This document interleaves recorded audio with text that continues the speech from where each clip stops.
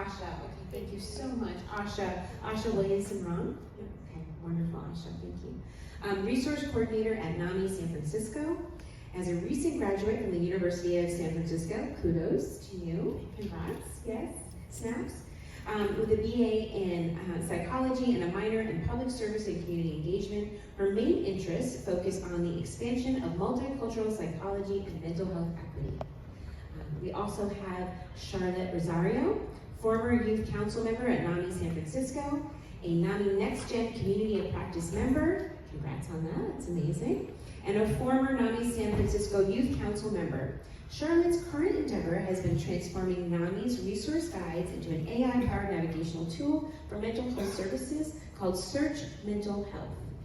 Please join me in welcoming both of our presenters this afternoon.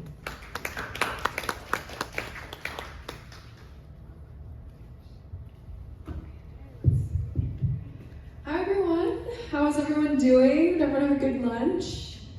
Yes, yes. Well, thank you all so much for being here. I know there's so many different workshops you could have chosen, and really appreciate you guys being here. So you all are here today at a workshop called Building Search Mental Health.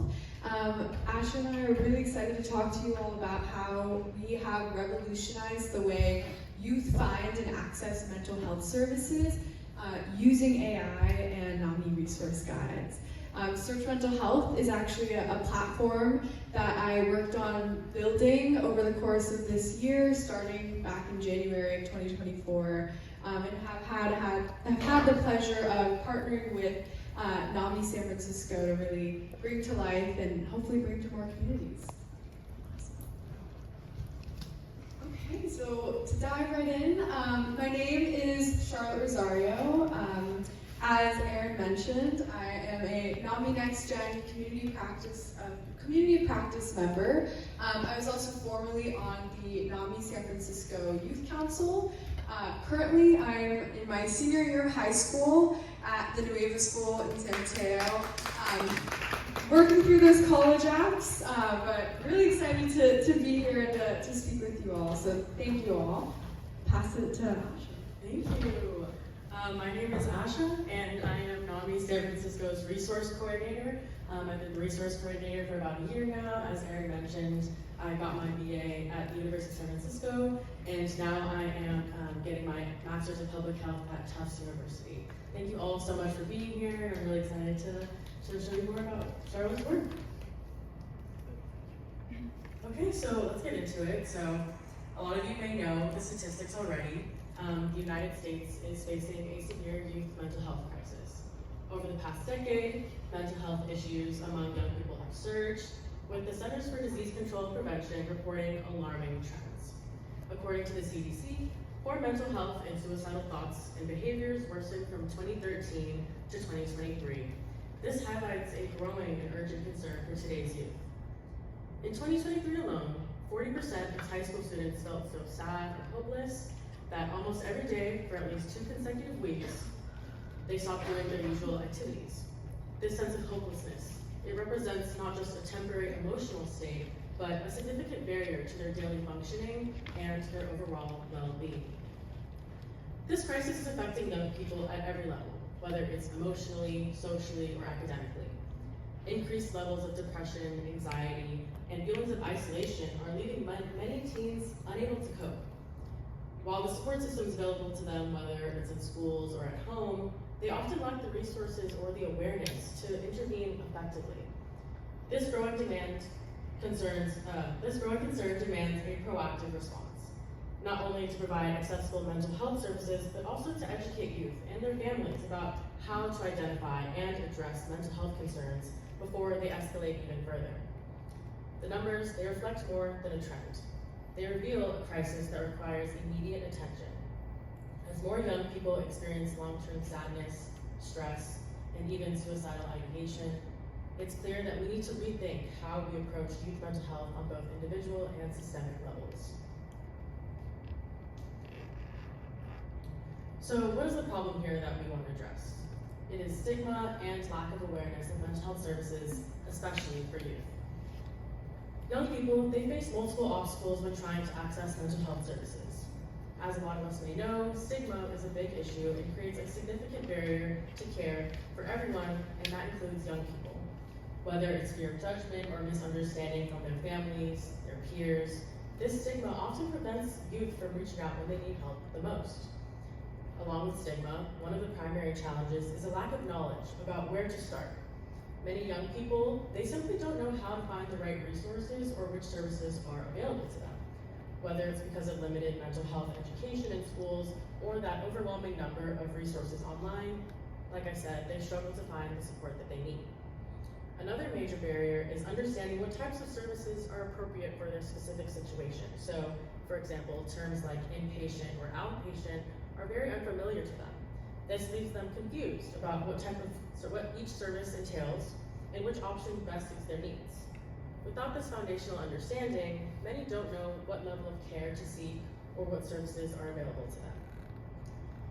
Furthermore, this confusion, it can lead to delays in getting the right care, or even deter young people from seeking help at all. The result is a gap between the services that actually exist, that are out there, and them actually accessing them. This can further compound mental health struggles at a critical time in their development at such a young age. Addressing this problem requires a more youth-friendly approach to ensure that young people not only know where to find them, but understand the services that are actually out there for them. Thank you, Asha. Now, I want to briefly share a story with you all. What you all are seeing on the screen is a photo of Felipe. Felipe was a student at my local high school who unfortunately passed away by suicide in December of 2022.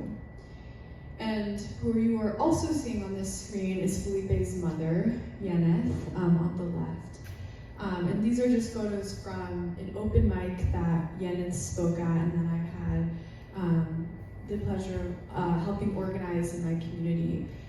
And Yeneth talked about her story of how she struggled to find services for her son, Felipe.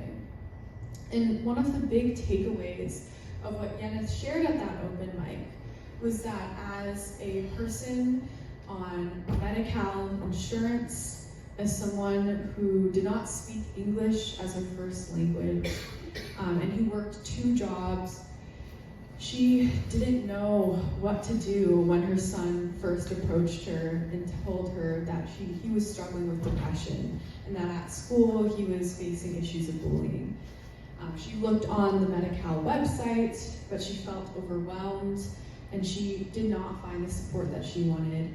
She tried researching on Google, but was confused on what all these different services meant, whether they could even be accessed by her with her insurance type, and whether they would even be appropriate or relevant to Felipe's situation.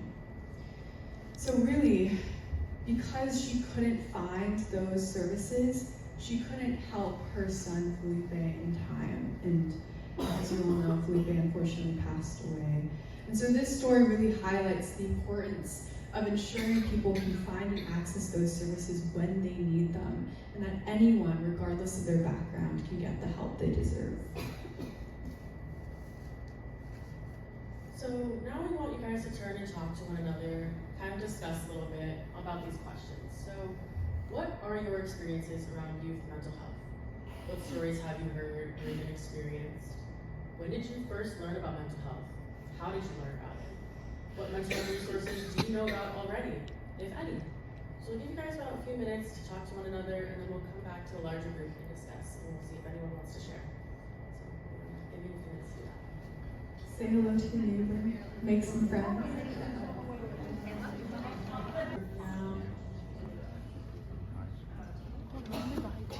So I'm just gonna open the room for discussion.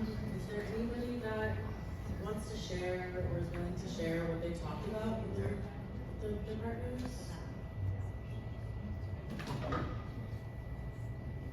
Yeah. I think we're starting to see more resources in the schools. They're having We're starting to see more resources in the schools where they have a wellness center, and not in all cases, but at least in our area, and also they're having Saturday social workers or people there to work with the students, so it's not just academic counseling, we're having more. And in our area, we're fortunate that they started the Youth Wellness Center, the Alcove Youth Wellness Center. The Alcove is a model, it's like a clubhouse, so it's like a youth clubhouse ages 12 to 25. Yeah, there we go. Yeah.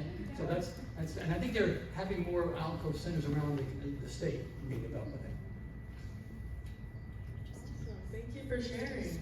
Yeah, that's totally true. I've seen in high schools that have a lot of wellness centers and like specific spaces where they're welcome for anyone to just talk about their like issues or like if they just want a friend. I think that's an amazing resource for them. Yeah.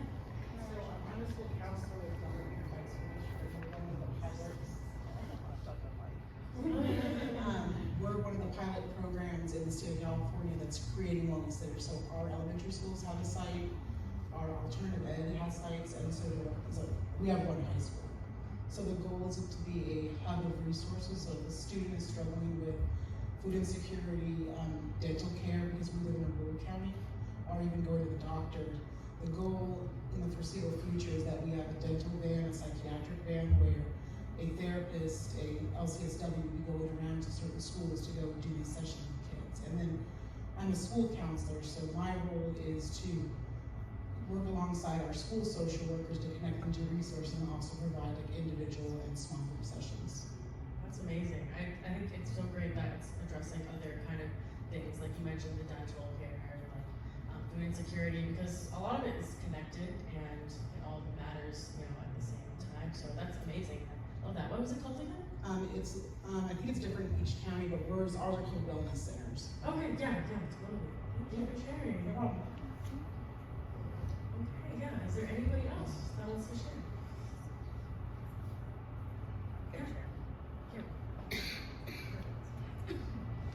So I'm from Sacramento County.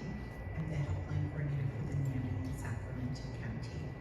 And I'm here partly because we have a resource, an online resource guide. It does not have a lot of resources for youth in it. The resources for youth that rely on Medi-Cal are actually fairly easy to find in our county. And that doesn't mean people know about them.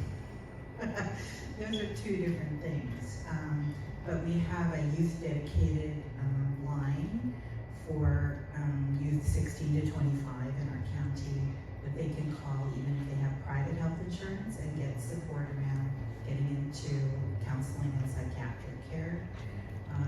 That is heavily represented on social media. And we have a line that was originally dedicated to foster youth and their families that has now been opened up to anyone in the community that provides 24/7 support, crisis support, both by chat, text, and voice. And that is not well known about. It's my impression when I talk to people, most people don't know that we have that line. And they will even go out in person. And they're now starting to coordinate with our new civilian crisis response team, which will go out for a crisis for any age person. That's a civilian team, so that people don't have to call 911 for a crisis that isn't about safety, public safety. So what I feel like I have a hard time finding is resources for kids who do not have Medi-Cal, who have private health insurance, because those resources are really invisible. I don't know if they're even out there, or if I just can't find them. But the private world relies heavily on networks of providers who are often already full and unable to take clients, or they're not in network because the insurance companies won't pay them enough for them to provide that care through network. Kaiser is pretty, I hear a lot about Kaiser not being able to meet people's needs in our community. So figure out how to find the resources for youth that are outside of the Medi-Cal system and discover if they do exist or not. We have an alcove that's starting as an innovation project in our county. It's supposed to start being implemented later this year, but it's for a specific community within our larger county. It's mostly black-brown community and has very limited scope. So I'm not sure how much impact it's going to have on providing services throughout the county for youth. We also have our Department of Education, our county Board of Education has made it a priority to place social workers in all of our high schools and middle schools. Unfortunately, because of the lack of people to hire, we have not been able to achieve that goal in like 3 years' time trying. We still have like 40 positions open that can't be filled. So the problem of having enough staff to provide services that was mentioned earlier is definitely a problem in our county. Yes, definitely. I think you named a lot of big issues, and it seemed like someone behind you.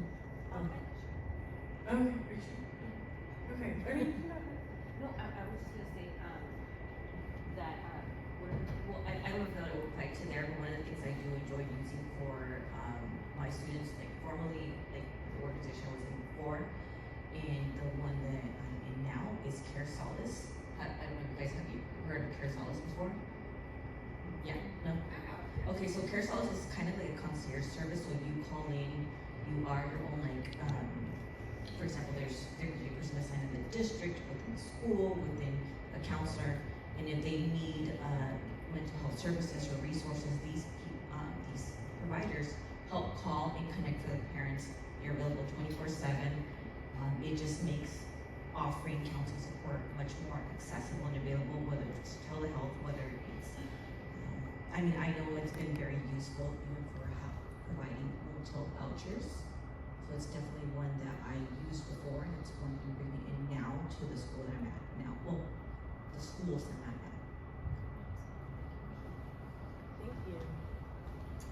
I think a lot of great resources are being named out there. And I think that one thing that I want to highlight is, like you mentioned, not many people know about it, and even within those services, there may be a lack of like staff, so it can be really draining. So there's a lot of smaller issues that are barriers to like accessing care, and I'm glad you all mentioned that, because that's kind of what we're talking about, and I think we can go past this. We talked about all those current options, and thankfully you kind of already talked about the helpline, and a lot of you already may know about the helpline, which is a number that people can call, and they can get support from helpline volunteers that will give them referrals, suggestions on where to find resources, and this can cover a range of services like crisis support, youth and family resources,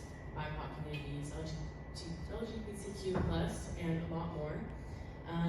Because we know that at NAMI we can't provide all the services, and so we try to send them to external resources that can better help them.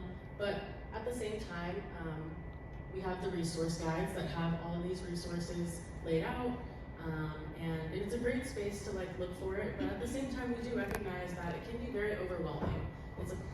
We have PDFs of all these lists, but you may not know where to start, and you can be confused on what exactly they each offer.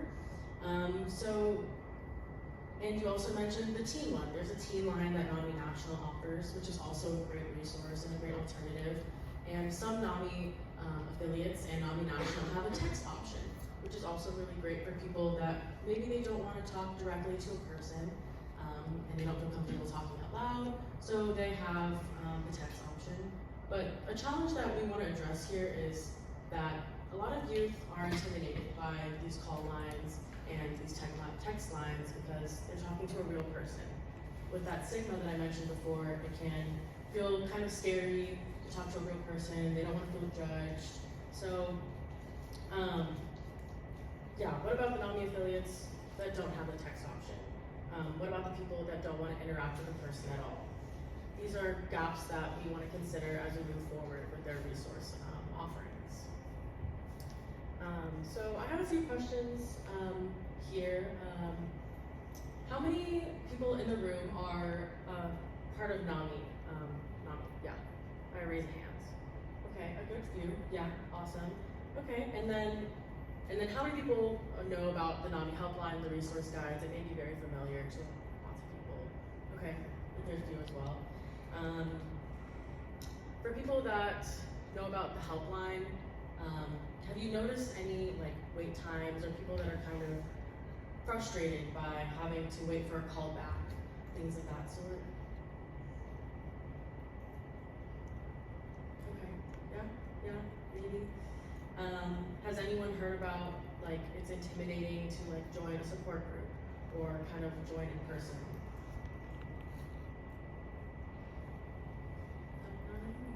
That's really good, I'm glad.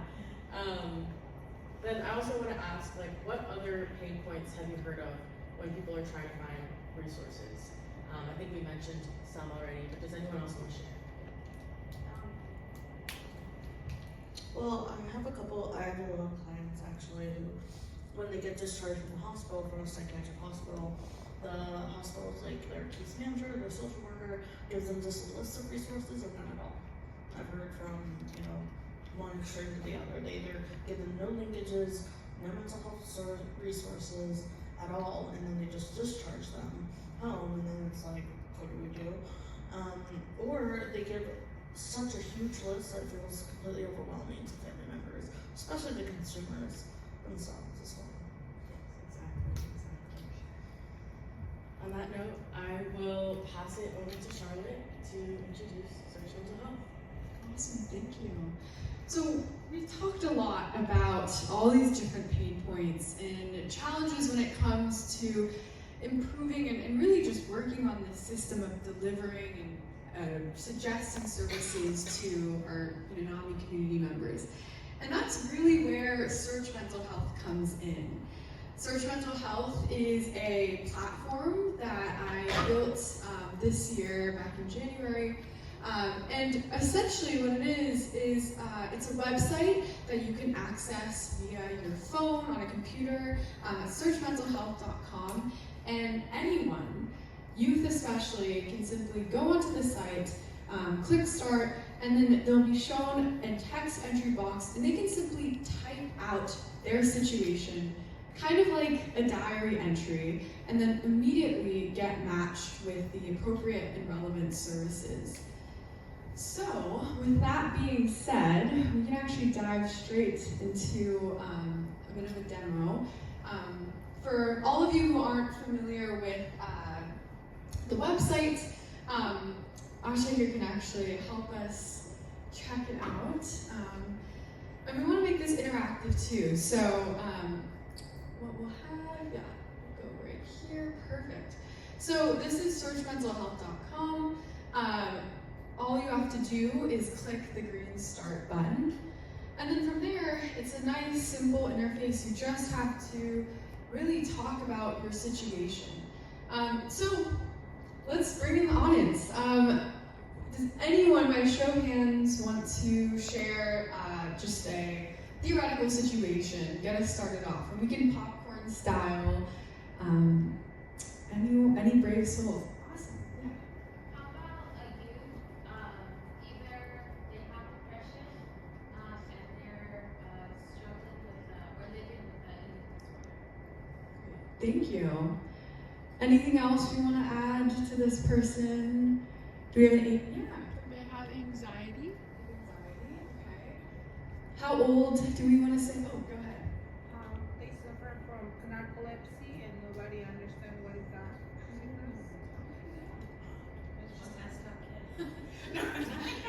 Yeah, I know. I mean, you can just keep typing. Let's see. I am 15 years old. Yeah, 15 years old. Okay, in high school, alrighty. And so then, you can also adjust where you're searching from, but let's just search from, should we just search from San Francisco? Pretend we're in San Francisco. And then from there, we get matched with some services here. So there you go. We can see that based on the platform here, using AI, assign some tags, and you can see that there's a list now of resources and services that have been suggested. Oh, I just have a question. So, like, I know in our prompts we put in a lot of kind of specific things like depression, anxiety. What would happen if you just put something like, I'm not getting along with my family, my mom's mean, just kind of a typical teenage stuff that doesn't really have that. Yeah, for sure. Well, let's try it. So, do you want to repeat what you just said? Okay. I'm not getting along with my parents. We fight every day. I want to move out and I hate school. Okay, yeah, perfect. Yeah, thank you. So yeah, you can type in anything that you like, and the purpose is just to immediately match you with some services. There you go. So yeah, so from there, as a user, what you can do is once you have these suggested resources, you can immediately click on those links and check out those services. So it really helps quicken that process. Within less than 10 seconds, you're matched with services and resources. Awesome. Any other prompts that you guys are curious about or want to try to pull up on your phone? Yeah. They only speak Spanish. They only speak Spanish. Okay. Should we ready? Do you want to give us another situation?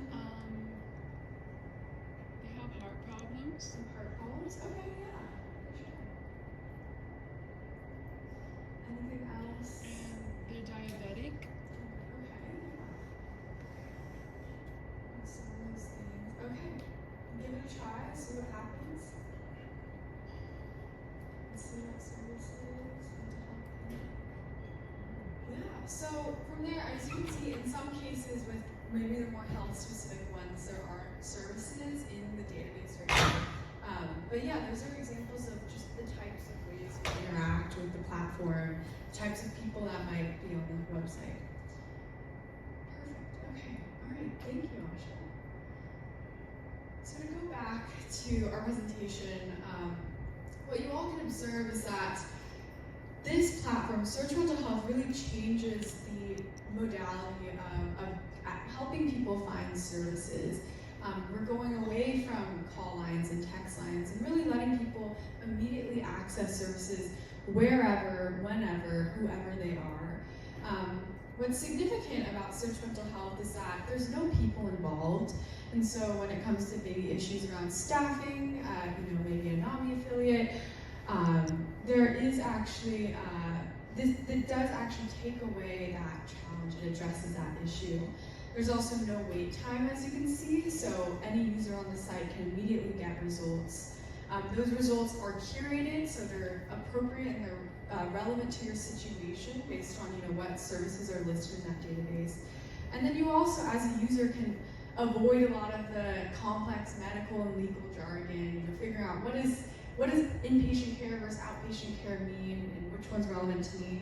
The platform will suggest that for you. And then again, as we mentioned, SearchMentalHealth is accessible anywhere. So right now it's actually live in all 56 US states and territories. So I don't know how many counties that is, it's probably more than 3,000, but anyone anywhere can use the site on their phone, on their computer at any time. Now, I'm sure some of you here are maybe here to actually learn more also about the intersection of technology and mental health care. And so I just wanted to briefly also touch upon the technology behind SearchMentalHealth. I'm sure a lot of you guys have heard the word AI repeated quite a few times in the last year. And AI is actually a really important part of SearchMentalHealth. So what it allows us to do is to immediately assess a person's situation based on what they input. In SearchMentalHealth, we use the Gemini AI model to basically take that user's input, and analyze using natural language processing techniques to assign certain tags or categories, user characteristics, and then from there, using those tags to then search through the database of NAMI resources and resources also from SAMHSA. So all of those resources have been fact-checked by NAMI and SAMHSA. And then in terms of ways this platform can be improved, Search Mental Health is still in its beta testing and improvement phase. It's an iterative process. We hope to add more features like a suggestions portal where we can actually allow people to suggest resources and expand that data bank of the types of services that are offered.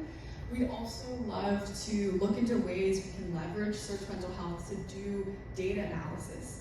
I mean, imagine what you can do as a NAMI affiliate leader when you can better understand what people in your specific county or region are actually searching for, what people are actually struggling with, what they need. Furthermore, we'd love to add more accessibility features like language translation, and that extends also to even exploring a voice typing feature where instead of just typing out your situation, you can actually talk into the platform and get those resources. And again, no humans involved. You can all do this at any time. Here's just a slide also showing some two figures on just examples of where people have searched from. In our July through August beta testing phase that we did over the summer, you can see that we have had people search in California, maybe the best state. We're in California here. And even all the way to Ohio, Alabama, Arkansas.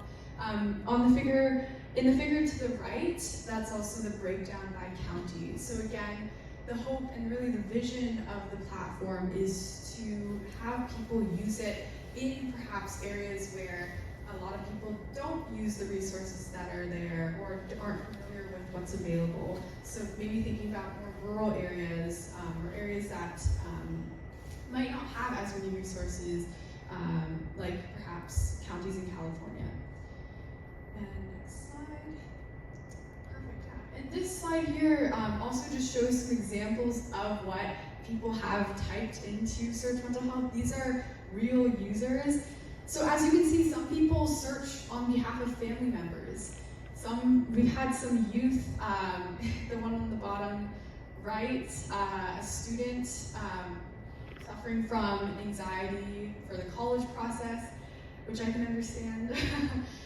We have people also even type out full essays into the platform. So you can type a sentence or you can type multiple paragraphs. That's really the benefit of leaving it open-ended.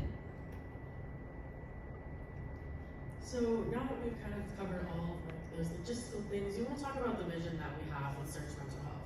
So we want to expand this to all NAMI affiliates and other mental health organizations that are interested. We want to establish a comprehensive platform that transforms the way that you address mental health within your communities. Imagine the possibilities. As we continue to develop the platform, maybe even adding some things that Charlotte mentioned, future research will allow you to gather critical data directly from your users. This can enable you to pinpoint the specific challenges individuals that are facing, from anxiety and depression to more nuanced issues related to family, work, etc. With this data, you'll be able to customize and refine your resources. So you can create more targeted support groups, specialized presentations, and community outreach programs that directly address the needs of the people that you serve. By tailoring your approach in this way, you increase the likelihood of making a meaningful, lasting impact on those who rely on your services. Furthermore, the data that you gather will be invaluable in demonstrating your effectiveness as well. So you'll be able to provide tangible evidence of the positive changes that you're creating in people's lives. Evidence that can be used to secure essential grants and funding for your organization. These resources will not only allow you to expand your programs, but also further innovate, ensuring that you remain at the forefront of mental health support and advocacy.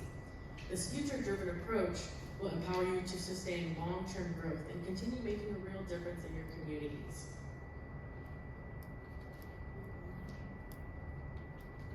Thank you, Asha. So really, we are here today because we want to find a way that Search Mental Health can support the amazing work that you do.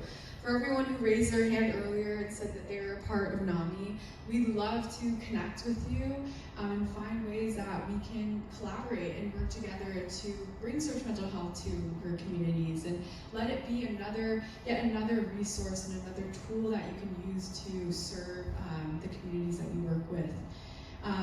If you're interested in helping Search Mental Health get out to more people, which we'd love to do this year, share Search Mental Health with your community, with your staff, share it on social media. Technology and mental health care is becoming an even bigger thing this year especially, and so let it be a way to inspire more projects around technology and mental health care. And again, come up to us after this presentation. We'd love to talk to you and find ways to collaborate.